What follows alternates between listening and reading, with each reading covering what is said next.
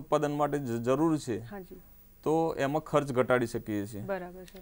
બીજું ખેડૂત મિત્રો જ્યારે ખાતરની ખરીદી કરતા હોઈએ તો એનું પણ પાકું બિલ મેળવી લેવું, એમાં બિલની વિગતો જોઈ તપાસી લેવી, તો ભવિષ્યમાં કોઈ પ્રશ્ન હોય તો આપણે બિલ રજૂ કરેથી કોઈ કાર્યવાહી કરી શકાય છે। બીજું ખેડૂત મિત્રો ભાસ્મિક જ્યારે જમીન આપણી હોય તો એવી જમીન માટે કેલ્શિયમ એમોનિયમ નાઇટ્રેટ અથવા તો ડીએપી ખાતર એની પસંદગી કરવી જોઈએ। અને ખારી જ્યારે જમીનમાં આપણે પોષક તત્વો આપવાના થાય તો આવી જમીન માટે યુરિયા, સુપર ફોસ્ફેટ ખાતર જેવા પસંદ કરવા જોઈએ। ખાતરોનો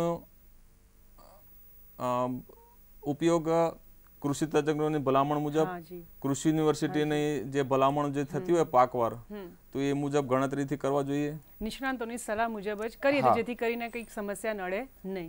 મિત્રો આપ જોઈ રહ્યા છો કૃષિ દર્શન કાર્યક્રમ। અત્યારે આપણે વાત કરી રહ્યા છીએ કૃષિ ઇનપુટ ખરીદીમાં કાળજી। અત્યારે સમય થયો છે ફરીથી એક નાનકડા વિરામનો, મળીએ વિરામ બાદ।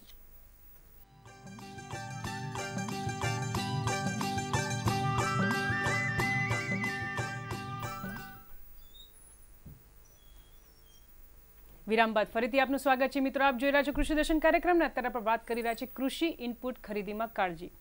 વિરામમાં જતા પહેલા મિત્રો આપણે બિયારણની પણ વાત કરી, રાસાયણિક ખાતરની વાત કરી, હવે વાત આવે છે જંતુનાશક દવાની। સાહેબ, જંતુનાશક દવાની અગત્યતા અને જંતુનાશક દવા ખરીદતી વખતે અમારા મિત્રોએ કઈ બાબતની કાળજી રાખવી જોઈએ તે વિશે વાત કરજો। બહુ સરસ પ્રશ્ન પૂછ્યો છે બેન આપે। જંતુનાશક દવાની જ્યારે વાત આવતી હોય તો એક અભ્યાસ મુજબ કૃષિ પાકોમાં જે વાર્ષિક જે ઉત્પાદન જે લેવામાં આવતું હોય છે તેમાં 35 થી 40% જેટલો ઘટાડો રોગ અને જીવાતના ઉપદ્રવને કારણે નોંધાયેલો છે। પાક ઉત્પાદનમાં દર વર્ષે 35 થી 40% જેટલો ઘટાડો રોગ જીવાતથી થતો હોય છે। આ જે ઘટાડો છે એને નિયંત્રિત કરવા માટે આપણે જંતુનાશક દવાનો ઉપયોગ કરવો જ જોઈએ। જંતુનાશક દવાઓની જ્યારે વાત આવે છે ત્યારે ખેડૂત મિત્રોએ હંમેશા જંતુનાશક દવાનો ઉપયોગ, ખાસ કરીને જંતુનાશક દવાનો ઉપયોગ કૃષિ તજજ્ઞોની ભલામણ મુજબ જ કરવો જોઈએ। જંતુનાશક દવાની આડઅસરો પાક ઉપર, જમીન ઉપર, માનવ શરીર ઉપર થતી હોય છે, તેથી આ બાબતની ખાસ કાળજી લેવી। જંતુનાશક દવાની જ્યારે ખરીદી કરવાની હોય અથવા તેની પસંદગી કરવાની હોય તો ખેડૂત મિત્રો આપણા પાક ઉપર જ્યારે તમે ખેતરની મુલાકાત લેતા હો તો પાકમાં રોગ અથવા તો જીવાત જે પણ હોય એના આધારે જ કરવી જોઈએ। અમુક વાત એવું થતું હોય છે કે બાજુના ખેતરવાળા કોઈ ખેડૂત કોઈ દવાનો છંટકાવ કરતા હોય તો આપણે એને અનુસરીને સીધી એ દવાનો છંટકાવ કરતા હોઈએ છીએ। તો એવું ન કરતા આપણા ખેતરમાં આપણા પાક ઉપર જે પણ રોગ અને જીવાતનો ઉપદ્રવ છે એ માટેની જે પણ ભલામણ થયેલી છે એ જ દવાનો આપણે જંતુનાશક દવાનો ઉપયોગ કરવો જોઈએ। જંતુનાશક દવા હંમેશા પરવાનેદાર એટલે કે લાયસન્સ હોલ્ડર પાસેથી જ ખરીદવાનો આગ્રહ રાખવો જોઈએ। જંતુનાશક દવાની ખરીદી વખતે ખાસ તો ખેડૂત મિત્રો એક્સપાયરી ડેટ એટલે કે એની મુદત અવધિ તો એનું ખાસ ખ્યાલ રાખવો જોઈએ। એક્સપાયરી ડેટની દવાનો ખરીદી ટાળવી જોઈએ। જંતુનાશક દવાના ટીન ઉપર છાપેલ મહત્તમ કિંમત મુજબ જ આપણે એનું મૂલ્ય આપવું જોઈએ। જંતુનાશક દવાની ખરીદી કરીને એનું પાકું બિલ હંમેશા મેળવી લેવું। જંતુનાશક દવાની ખરીદી કરતા હોય તો એમાં બિલમાં એની બધી વિગતો તપાસી લેવી, જેવી કે જંતુનાશક દવા એમાં જે રાસાયણિક જે તત્વ, જે સક્રિય તત્વ ધરાવતું હોય એની વિગત, ઉત્પાદકનું નામ, એના લોટ નંબર જેવી વિગતો ખાસ તપાસી લેવી। બીજું કે એમ કહી શકાય કે કોઈ પણ બાબતની જો એમને મૂંઝવણ પણ હોય તો કોઈ પણ નજીકના અધિકારીનો પણ જો એ સંપર્ક કરે તો એમના માહિતી પણ એમને મળી રહે અને કોઈ પણ સમસ્યા ભવિષ્યમાં નડે નહીં। પટેલ સાહેબ, ખૂબ મજા આવી, સમય પસાર ક્યાં થઈ ગયો કે ખ્યાલ ના રહ્યો, પરંતુ આપ ગાંધીનગરથી અહીંયા પધાર્યા અને અમારા દર્શક મિત્રોને આ ખરીદીમાં જે કૃષિ ઇનપુટમાં કાળજી રાખવી જોઈએ તે વિષય અંતર્ગત જે તમે અમને માહિતી આપી તે બદલ અમદાવાદ દૂરદર્શન કેન્દ્ર વતી તથા અમારા તમામ દર્શક મિત્રો વતી હું આપનો ખૂબ ખૂબ આભાર માનું છું। નમસ્કાર બેન, ખૂબ ખૂબ આભાર। મિત્રો, આજે શ્રી વીપી પટેલ સાહેબ પાસેથી કૃષિ ઇનપુટ ખરીદીમાં કાળજી વિષય અંતર્ગત માહિતી મેળવી। આ તમામ માહિતીનો આપ ભરપૂર લાભ લો અને પ્રગતિ કરો તેવી શુભેચ્છા સાથે રજા લઈએ। નમસ્કાર।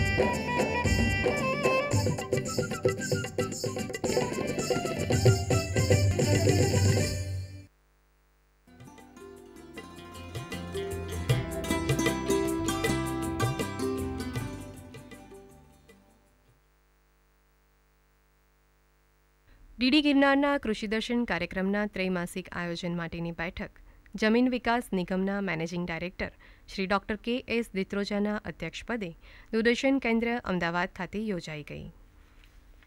આ બેઠકમાં આગામી જુલાઈ, ઓગસ્ટ અને સપ્ટેમ્બર માસના કાર્યક્રમોનું આયોજન થયું. દૂરદર્શન કેન્દ્ર રાજકોટ, આકાશવાણી રાજકોટ અને આકાશવાણી વડોદરાના કૃષિ કાર્યક્રમોનું પણ આયોજન કરવામાં આવ્યું. આપણી યુનિવર્સિટી અને જુદા જુદા જે સંશોધનો થાય છે એ સંશોધનો ખેડૂતો સુધી પહોંચાડવા અને એનું એડોપ્ટેશન કરાવડાવવું અને એના માટે એક્સટેન્શનનું જે માધ્યમ છે એ માધ્યમ આ આકાશવાણી અને દૂરદર્શન એ ખૂબ અગત્યનું છે.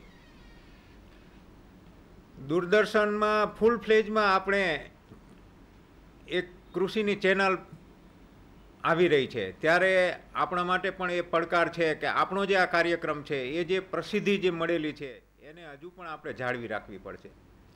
એ જ રીતે આકાશવાણીમાં પણ લોકલ જે ચેનલો છે એ લોકલ એગ્રીકલ્ચરની સ્પેશિયલ ચેનલો ચાલુ થઈ છે. તો એની સામે પણ આકાશવાણી કાર્યક્રમોની પણ એક ચેલેન્જ છે. તો આવા સમયે જો આપણે આ ઇફેક્ટિવ માધ્યમ બનાવશું અને એમાંય ખાસ કરી અને આપણે જોઈએ છીએ કે જુદી જુદી કોઈ પણ જે ટ્રેનિંગ ઓર્ગેનાઇઝેશનો હોય છે એ સફળ ક્યારે બને છે તો એમાં એના જે વક્તાઓ હોય છે એ વક્તાઓ જો પાવરફુલ હોય, જે સમજાવવાવાળી વ્યક્તિ જો પાવરફુલ હોય તો જનરલી એની પ્રસિદ્ધિ વધારે મળે છે. દૂરદર્શન કેન્દ્રના અધ્યક્ષ શ્રી જે.કે. ચંદીરાએ આધુનિક ટેકનોલોજીના કૃષિ કાર્યક્રમોમાં વધુમાં વધુ ઉપયોગ કરવા ઉપર ભાર મૂક્યો હતો. कम्युनिकेशन में हम जो भी कहते हैं उसमें एक इनोवेशन का बहुत इंपॉर्टेंट रोल है. कोई भी कितना भी अच्छा प्रोग्राम हो, कुछ समय के बाद उसमें एक स्टेलमेट आ जाता है. इसलिए हमेशा कुछ ना कुछ नया करना पड़ता है.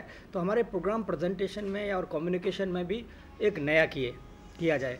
दूसरा, ब्रॉडकास्टिंग में एक डेवलपमेंट जो डिस्टिंक्टली हो रहा है वो है इंटरेक्टिविटी.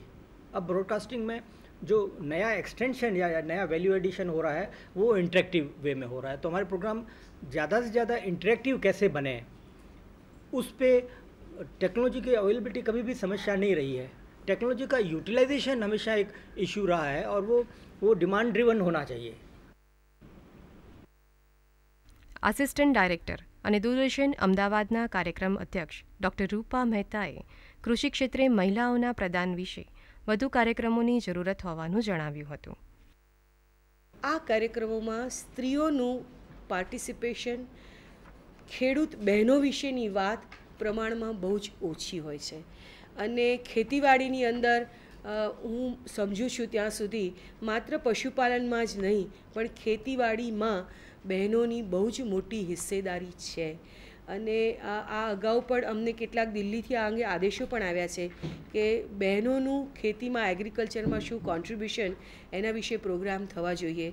એટલે આપના શિડ્યુલમાં મેં 1 કે 2 પ્રોગ્રામ જોયા પણ વધુ પ્રોગ્રામ એની અંદર બહેનોને અંદર ઉમેરી શકો કે બહેનો ખરેખર ખેતીવાડીમાં શું કામ કરે છે અને કોઈક સફળ એવી ખેડૂત બહેનો હોય જેણે કંઈક બહુ ઉદાહરણપૂર્વકનું કામ કર્યું હોય એવી બહેનોની સક્સેસ સ્ટોરી જો આપણે આમાં મૂકી શકીએ તો મને એમ લાગે છે કે આપણી માટે બહુ અગત્યની બાબત બનશે.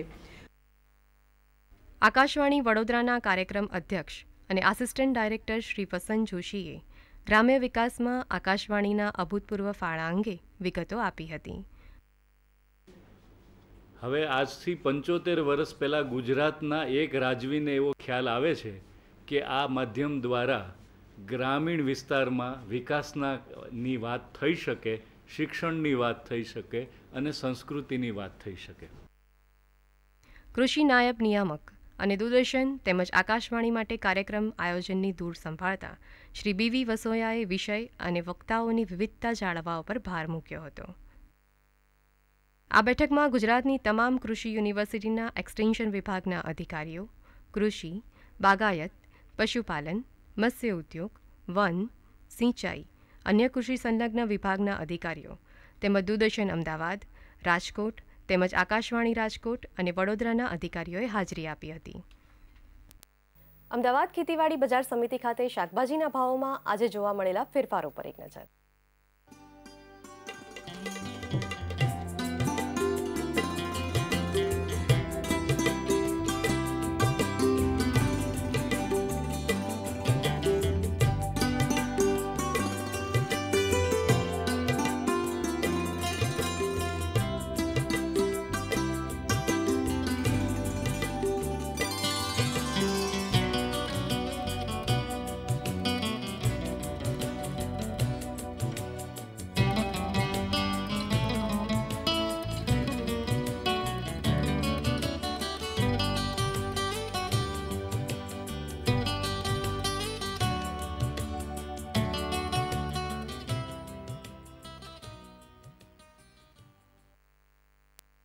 આવતા શુક્રવારે તારીખ 29/5/2015 રોજ જે વિષય અંતર્ગત તમે અમારા નિષ્ણાંતોને પ્રશ્ન પૂછી શકશો એ વિષય છે ખાતેદાર ખેડૂત અકસ્માત વીમા યોજના.